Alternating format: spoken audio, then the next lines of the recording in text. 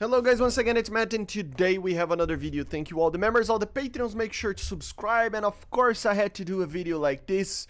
The teaser was out, I already did a video watching it, you are watching some footage from that as well. But I wanted to talk a little bit about the SMT, guys. I already did some videos talking about the F-16s, or the F-16 that is coming, right? And I wanted to do one about the SMT. So we saw the confirmation of the MiG-29 SMT. So what is the SMT? Will it be OP or not? How can we expect it, you know? And I probably will do other videos talking about a little bit the counters for it, counters to it, and the F-16, see if it's needed or not or something like that. I will probably cover that for other nations in another video, okay? So let's talk about the SMT. So the SMT, the objective of this aircraft was to upgrade the first generation MiG-29s, the MiG-29s that we have in game.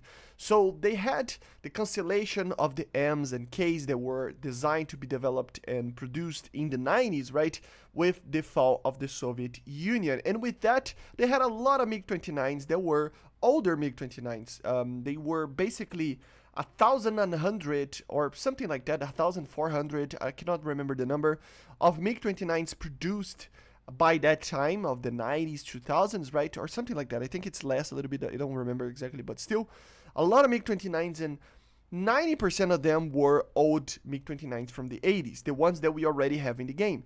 And those needed some upgrades to actually be able to compete in the 2000 arena, right? So be able to actually compete against 4+ generation aircraft, even though it was a very early 4th generation aircraft. So that was the objective of the SMT.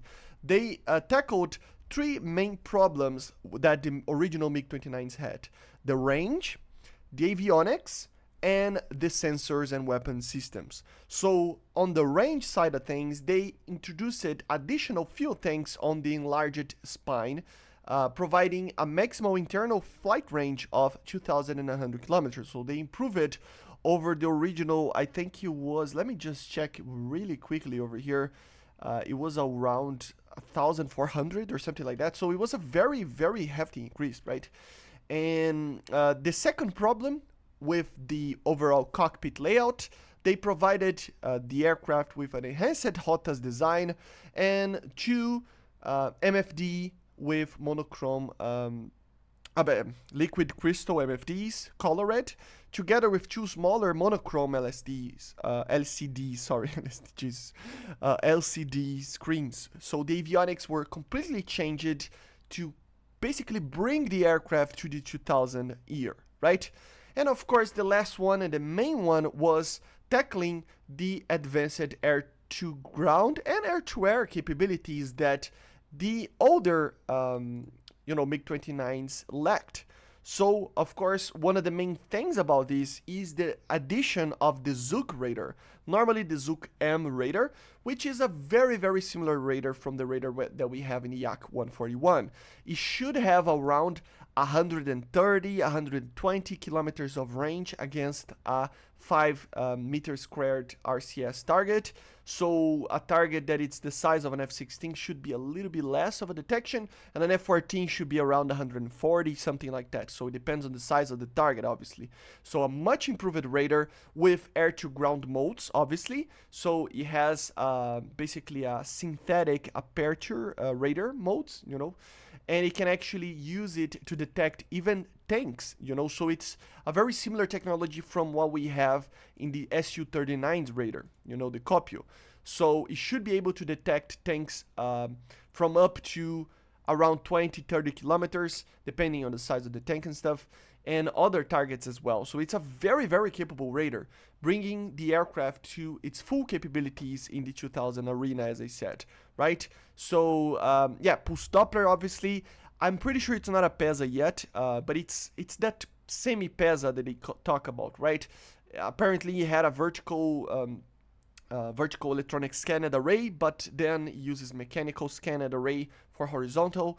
It is just a little bit more reliable and easier to maintain as well. So yeah, so air-to-air and air-to-ground. And the last one that wasn't really tackled just because, just because it was a problem with the MiG-29s, but it basically had a problem of extra weight, right? So they picked, I mean, just imagine, these aircraft were the original MiG-29s. They actually picked it up, aircraft that were already produced and upgraded those, retrofitted those.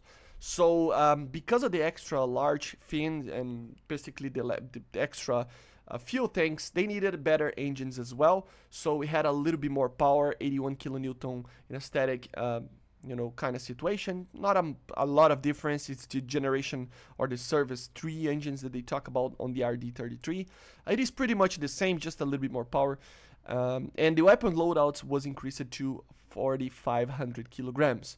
So yeah, it still has 6 underwing pylons, so it doesn't receive 8 pylons, and that's pretty much due to the fact that they didn't change the wings or anything like that. Remember, these were the same aircraft that were produced in the 80s, so they had the same kind of level of weight and the way that everything is with the wings limit, right?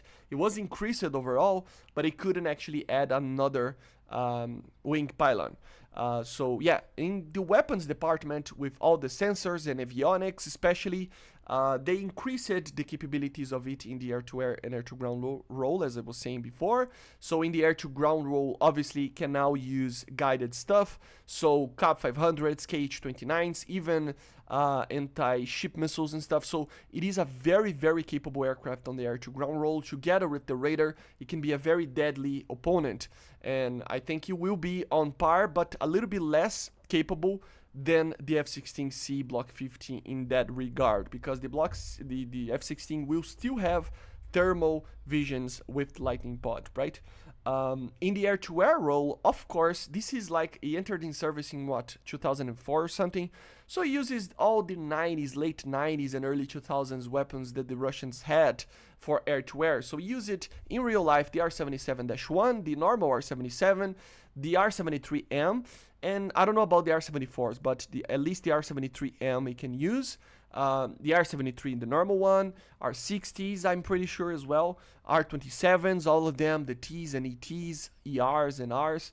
Of course, not all of those will be added right now, so expect only the R-27 ER and maybe the R-73. I don't know if you noticed, but in the video you can see the R-73 being added. So I'm pretty sure that they will add the R-73 to it and have the BVR weapon as the main R-27ER. So basically it will be very much similar to the MiG-29s that we already have in the game, but with a better radar, more fuel, a little bit more power, and overall just more air-to-ground equipment. Everything else will be pretty much the same, of course with the ability to use the R-73 as well. We don't know if they're going to add for any aircraft or at all, but you know how it is, right? Anyway, I hope you enjoyed. Make sure to subscribe, and this was the MiG-29SMT. I cannot wait to actually fly it.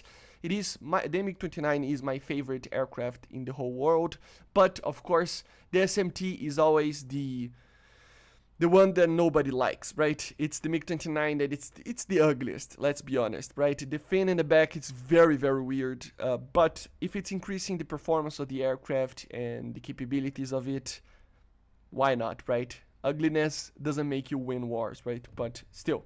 Anyway, I hope you enjoyed. Make sure to subscribe, as I was saying, and I see you guys on the next one. Bye. See ya.